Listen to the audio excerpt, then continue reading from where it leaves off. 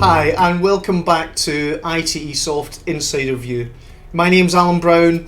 I'm a sales consultant here at ITESOFT and I will be taking you through this week's session. We've started this off with 5 things to remember when you're detailing your AP process. Last week, or the first week of this session, we were talking about have you defined the ownership of the process steps in a really detailed way.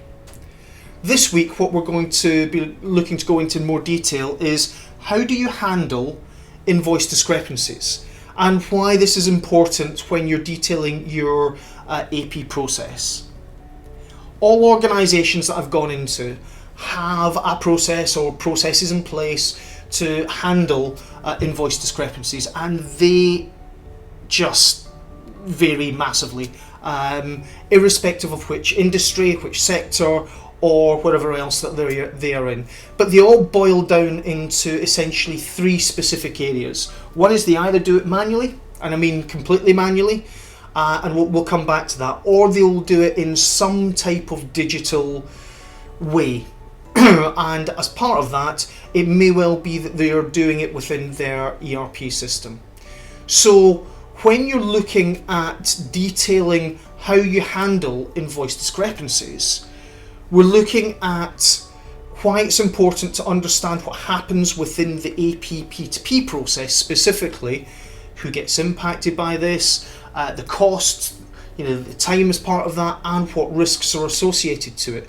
So let's go back to, you're detailing your AP process for invoice discrepancy, and this is manual. So for most organisations, when we talk manually, what we're really talking about here is they've got a paper invoice usually.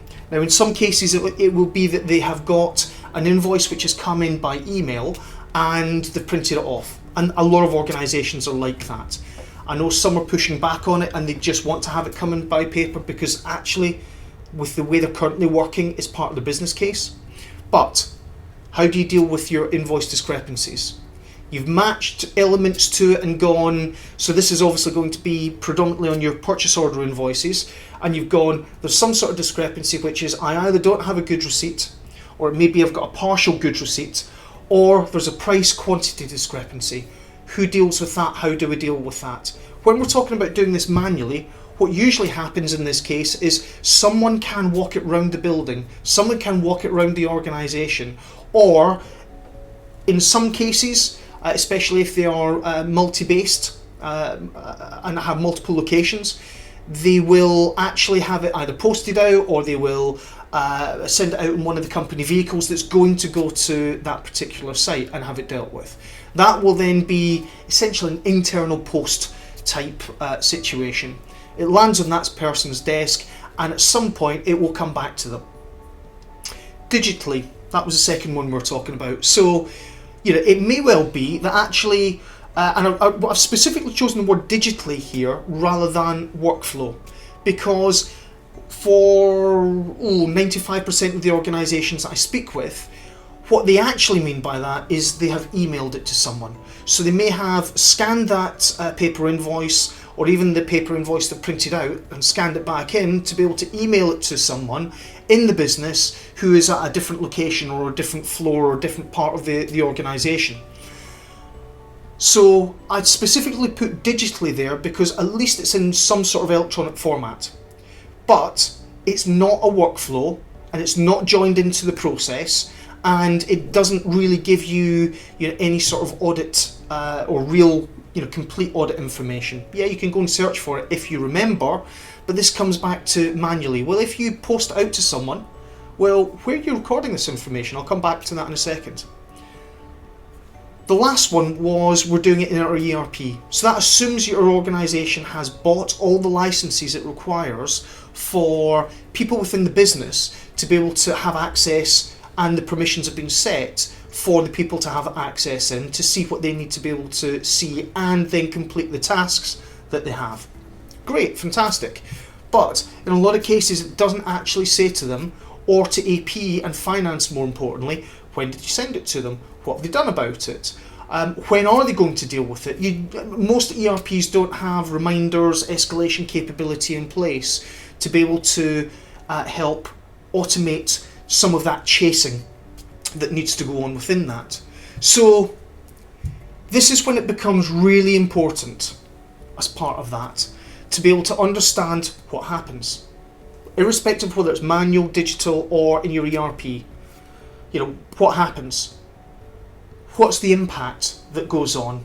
How much time is associated to that? How many people are associated to that? Because that's part of the costs that are associated to this and potentially the risks. Because when we're detailing this as part of your AP process, then this is also working towards a potential future state and your business case. So it's also then equally important for the AP team to be able to have visibility of the discrepancies in a relatively simple, easy way for them to be able to track and audit as they are being handled and managed through the process. Why is that? Because if we go back to manual processing of your discrepancies, well, where do you keep a record of that? Even if you send it out in a digital format, where do you keep a record of that? How often is that updated? How accurate is that? If you've got a team in your AP department, then is it one person who updates that form that has responsibility for it? Or is it all of them? And therefore, how often are all of them doing that? Because you'll be dealing with, if you say the 80-20 rule, 80% of the invoices that you have coming in will go straight through the system. So you're only dealing in this case with invoice discrepancies, which are going to be your goods receipting or lack of, your price and quantity discrepancies. So that can be handled in a variety of different ways from a recording perspective. But without digitalisation in place, this is invariably managed by, for lack of a better phrase, Excel spreadsheets or paper, or other types of Excel spreadsheets out there, because there are. But you know, who updates them? When do they get updated? When do you go back, and how often do you go back to check that it happens? So this is where you're then looking at understanding what happens and having that detailed within your overall process of AP and P2P, so you can then go, do we have a business case in here? Do we have a problem in here? And we understand the extent of the problem to be able to then go, this needs to be dealt with from an automation point of view. So when you're using automation to automate your AP function, the visibility, the tracking or traceability, and having an audit trail, and preferably a full audit trail in place that's included within that, saves a huge amount of time and effort and therefore cost. Because and as part of that, it significantly reduces the amount of fraud, and it enables, more importantly, some policies to be put in place that AP and finance are fundamentally going to be the police officers for. Excuse me. So what we're trying to do here with the automation side of things is detail and understand what your problem is, how much of a problem it is, how many of these problems do you have, and this is a specific in your workarounds when you're dealing with the invoice discrepancies. So you will have essentially 3, and you may have subsets within these 3 of invoice discrepancies. So again, the quality of your data capture at this point, and we've talked about this in a previous session, is really critical, because the data capture, the extraction and validation aspects of this are being driven round or driving your invoice discrepancies from a automation perspective. You get that wrong, you've got more work to go back down the process to be able to sort it out. You want to be able to realise the benefits that you're trying to achieve by putting automation in place.